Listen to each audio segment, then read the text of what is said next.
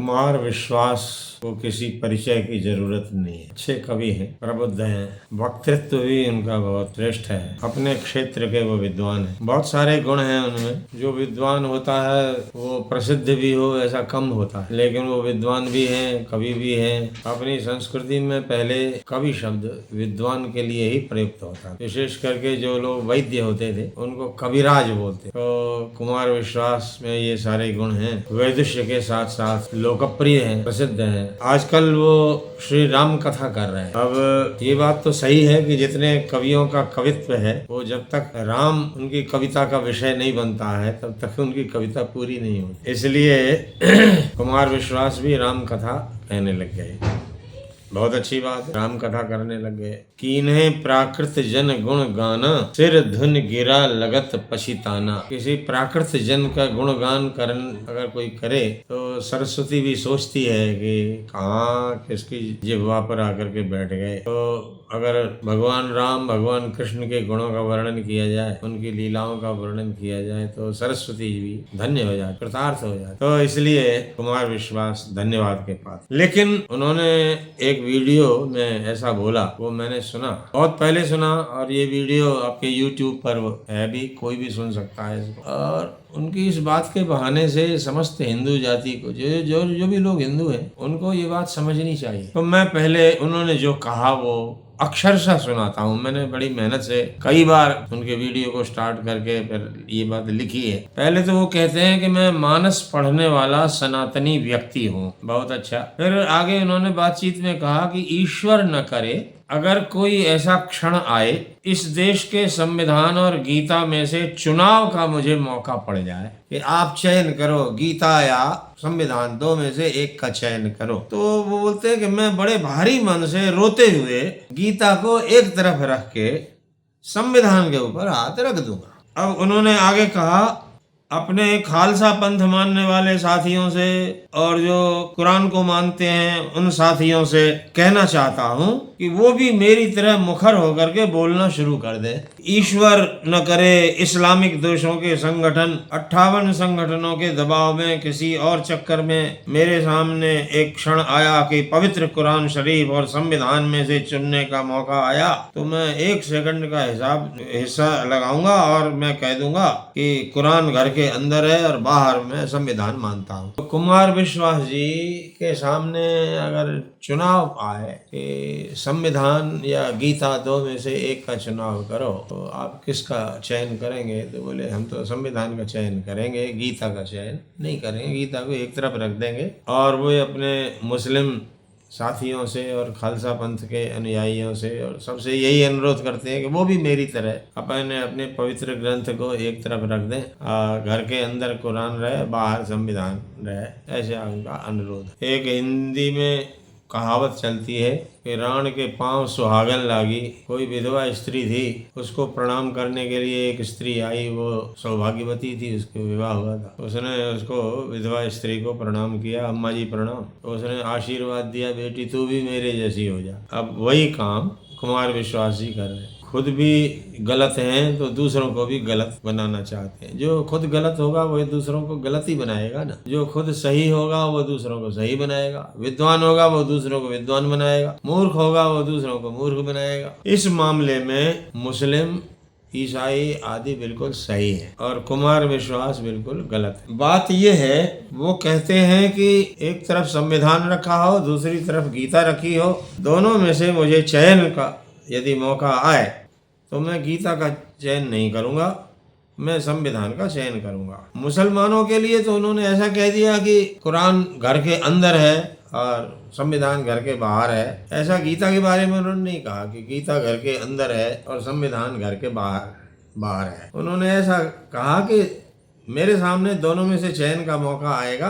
तो मैं संविधान का चयन करूंगा और गीता का चयन नहीं करूंगा। इससे ये बात बिल्कुल स्पष्ट सिद्ध होती है, कुमार विश्वास जी न तो संविधान के स्वरूप को समझते हैं और न गीता के स्वरूप को समझते हैं। अगर वो इन दोनों के स्वरूप को समझते होते तो ऐसा नहीं कहते, और वही नहीं समझते, उनकी तरह इस देश के करोड़ों हिंदू भी नहीं समझते, जो उन्हें समझना चाहिए। ये बात समझने की है। अभी हमारे एक मित्र ने हमसे पूछा कि मुझे ये जानना है, सही सही बताइए कि कर्तव्य विभाग में क्या अपने धर्मशास्त्रों की जगह संविधान ले सकता है। प्रश्न बहुत बढ़िया है। इस पर यही बात मैं इस प्रसंग में भी कहता हूँ। देखो, संविधान भी शब्द है और गीता भी शब्द है, और जो शब्द है वो प्रमाण है। प्रमाण है माने उससे किसी अर्थ का बोध होता है। शब्द से अर्थ का बोध होता है, संविधान में शब्द है तो अर्थ का बोध तो होता है ना। और जो गीता है वो भी शब्द रूप है, उससे भी अर्थ का बोध होता है। अब जैसे चक्षु है, चक्षु से अर्थ का बोध होता है। किस अर्थ का बोध होता है? रूप का बोध होता है। और घ्राण नासिका है, नासिका से अर्थ का बोध होता है। किस अर्थ का बोध होता है? गंध का बोध होता है। श्रोत्र कान है, कान से अर्थ का बोध होता है। किसका अर्थ बोध होता है? शब्द का बोध होता है। चक्षु अलग है, श्रोत्र अलग है, घ्राण अलग, ये सब अलग अलग हैं। इनसे अलग अलग अर्थ का बोध होता है। अब आपसे कोई ये पूछे कि आप एक तरफ चक्षु है, एक तरफ श्रोत्र है, दोनों में से एक का चयन करें, तो आप क्या करेंगे? ये प्रश्न आपसे कोई करे कि आपका चक्षु और आपका श्रोत्र, दोनों में से एक को रखना है, एक को हटा देना है, मतलब फोड़ देंगे आप। या तो आप श्रोत्र का चयन करें तो आपकी आंख फोड़ देंगे, चक्षु का चयन करेंगे तो आपके कान काट देंगे। बोलो, दोनों में से किसका चयन, किसको रखोगे आप? ये आप यही कहोगे क्या बेवकूफ आदमी है। हमारे लिए तो दोनों का महत्व है। हमारे लिए जैसे चक्षु का महत्व है, ऐसे ही श्रोत्र का भी महत्व है, ऐसे ही, क्योंकि सबका विषय अलग अलग है। संविधान का विषय अलग है, गीता का विषय अलग है। दोनों का आपस में कोई कंट्राडिक्शन, कोई विरोध ही नहीं है, कोई विरोध नहीं। अगर विरोध हो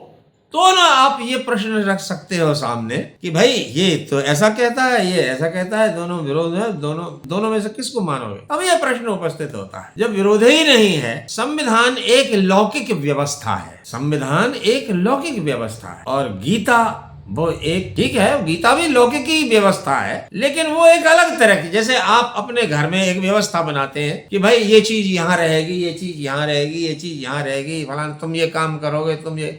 उसी प्रकार संविधान एक व्यवस्था है। इस देश का शासन सुचारू रूप से चलाने के लिए एक राष्ट्रपति है, एक प्रधानमंत्री है, एक फलाना है, ढेकाना है, उनका ये काम है, उनका ये काम, ये एक व्यवस्था है। इसमें गीता क्या करेगी? गीता का विषय अलग है। गीता भी कर्तव्य, क्या करना चाहिए क्या नहीं करना चाहिए, इस विषय में गीता का शब्द प्रमाण है। लेकिन संविधान की जगह गीता नहीं ले सकती और गीता की जगह संविधान नहीं ले सकता है। दोनों बिल्कुल अलग अलग बातें हैं। तो ये कहना, दोनों में से अगर चयन का मौका मिले तो हम संविधान का चयन करेंगे, गीता को एक तरफ रख देंगे, तो मैं ये पूछना चाहूंगा, आप संविधान का चयन करेंगे तो फिर ब्राह्मण का कर्तव्य क्या है, ये संविधान से कैसे जानेंगे आप? क्षत्रिय का कर्तव्य क्या है, ये संविधान से कैसे जानेंगे आप? गीता कहती है, यह शास्त्र विधि मुत्सृज्य वर्तते काम कारतः।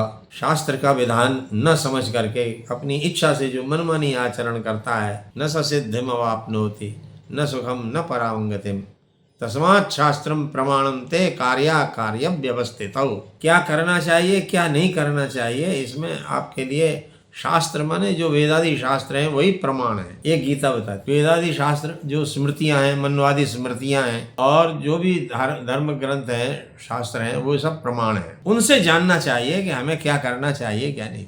अब एक पुत्र का पिता के प्रति क्या कर्तव्य है, ये क्या संविधान बताएगा आपको? एक पत्नी का पति के प्रति, एक पति का पत्नी के प्रति क्या कर्तव्य है, इसको संविधान बताएगा? एक राजा का प्रजा के प्रति क्या कर्तव्य है, प्रजा का राजा के प्रति क्या कर्तव्य है, इसको संविधान बताएगा? संविधान में तो कुछ नीति निर्देशक तत्व बना दिए हैं, और नीति निर्देशक तत्व बता करके ये भी लिख दिया है कि अगर कोई स्टेट अगर इन नीति निर्देशक तत्वों का पालन नहीं करता है तो आप उसको वो पालन करे, इसके लिए आप कोर्ट का सहारा नहीं ले सकते। माने उसकी इच्छा है, करे न करे, तो वो क्यों करेगा? नहीं करे। इसीलिए गोहत्याबंदी जैसा विषय है, इसको लोग बता देते हैं कि ये तो स्टेट विषय, स्टेट सब्जेक्ट है, राज्यों का विषय है, इसलिए हमारे केंद्र का विषय नहीं है, ऐसा बताते हैं। मैं उनसे पूछता हूं कि अगर ये केंद्र का विषय नहीं है, केवल राज्यों का विषय है, तो लॉ एंड ऑर्डर भी तो राज्यों का विषय है। अगर कोई स्टेट, कोई राज्य लॉ एंड ऑर्डर एस्टेब्लिश करने में फेल हो जाए तो सेंटर उसमें इंटरवेन करेगा कि नहीं करेगा? सेंटर उसमें हस्तक्षेप करके लॉ एंड ऑर्डर को अपने हाथ में लेगा, राष्ट्रपति शासन लागू करेगा कि नहीं करेगा? तो जब एक विषय में, लॉ एंड ऑर्डर विषय में, सेंटर, केंद्र हस्तक्षेप करके राज्यों के अधिकार में और उस राज्य की जो कानून व्यवस्था है अपने हाथ में ले सकता है, तो गोहत्याबंदी के विषय में भी ऐसा क्यों नहीं कर सकता?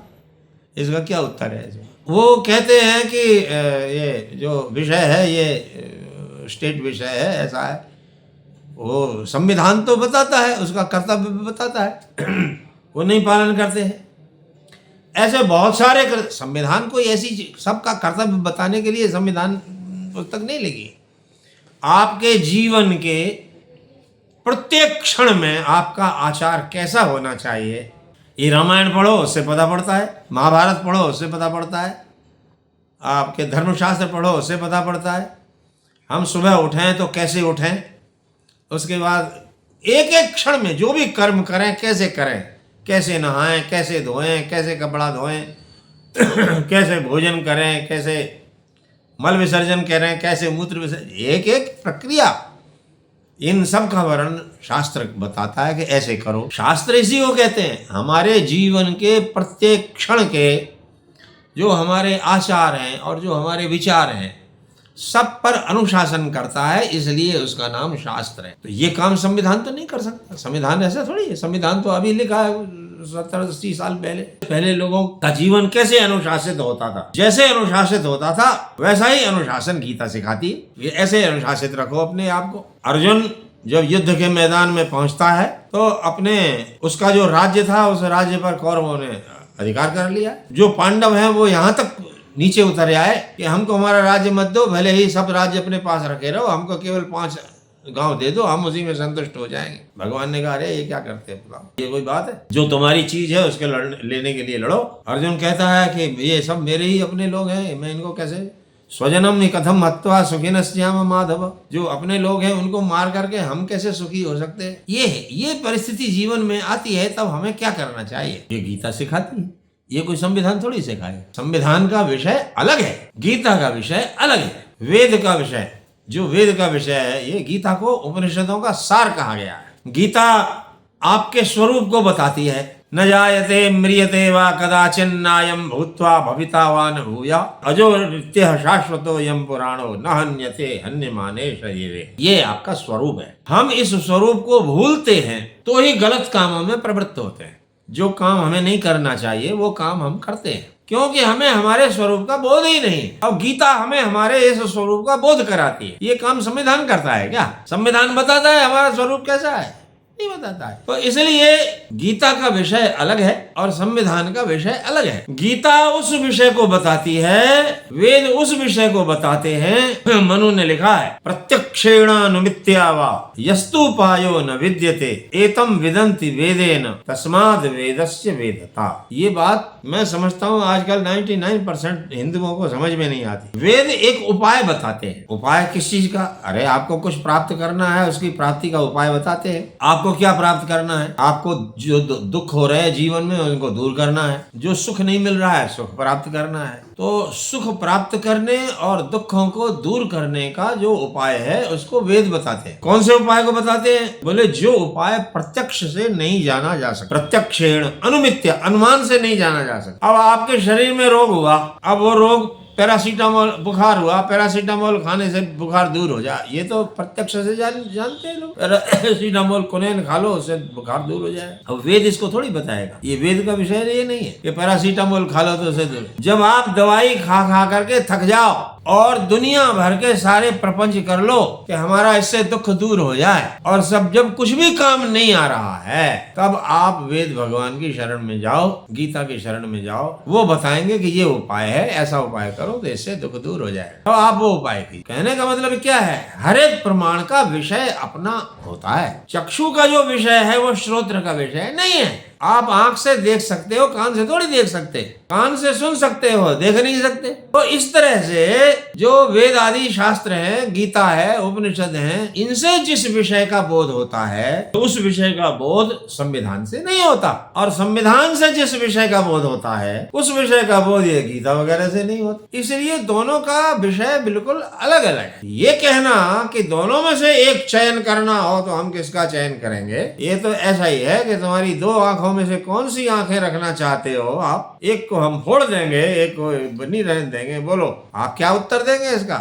ये कुमार विश्वास जी से पूछना चाहिए, इस प्रश्न का क्या उत्तर आपके पास है कि आपकी 2 आंखें हैं, दोनों देख रही है, तो उनमें से एक रखना है, चयन करना है आपको कि एक ही रखनी है। बोलो क्या करोगे आप? तो जो उत्तर होगा आपका, वही उत्तर ये संविधान और गीता में से किसका चयन करेंगे, इस प्रश्न का भी वही उत्तर हो। आपने जो उत्तर दिया है वो वैसा ही है जैसे राण के पांव सुहागन लागी, हो जा बहना मोसी। माने आप खुद तो राण हो ही, माने वे मुस्लिम धन्य हैं जिनकी आस्था, जिनका विश्वास, उनको प्रमाणित करने के लिए उनके पास एक प्रमाण है, कुरान। वो मुस्लिम अगर ये कहते हैं कि हम तो कुरान को मानेंगे, संविधान को नहीं मानेंगे, वो भी गलत। जो ये कहता है कि संविधान को मानेंगे, कुरान को नहीं मानेंगे, वो भी गलत। तो अगर कुरान का क्या विषय है मुझे नहीं मालूम, मैं तो अपने गीता की बात करता हूँ। गीता में क्या है वो मुझे मालूम है, कुरान में क्या है, कुरान का विषय मुझे नहीं मालूम। पर कुरान का विषय अगर संविधान का विषय, वही संविधान का विषय भी हो,